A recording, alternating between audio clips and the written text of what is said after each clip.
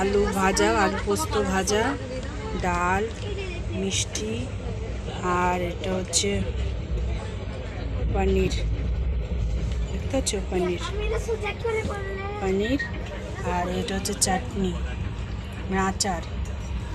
এই যে খোকনবাবু খাচ্ছে, চিকেন দিয়ে, মিষ্টি দিয়ে, ডাল দিয়ে খাচ্ছে, ভাজা দিয়ে খাওয়া গেছে, মিষ্টি দিয়ে খাচ্ছে। নাকি চিকেন দিয়ে খাচ্ছ? চিকেন দিয়ে খাচ্ছ? ও, কেমন খেতে? ভালো? মুখে বলো একটু। কেন? খোকনবাবুর রাগ হয়েছে, বলবে না।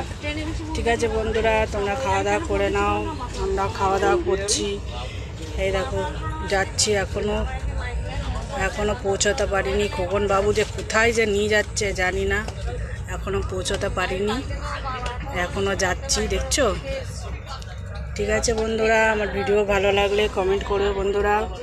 খাওয়া দাওয়া, ট্রেনের এই খাওয়া দাওয়া, আজকে আমি রান্নার রেসিপি তো দিতে পারিনি, আর ট্রেনের খাওয়া দাওয়া খাচ্ছি।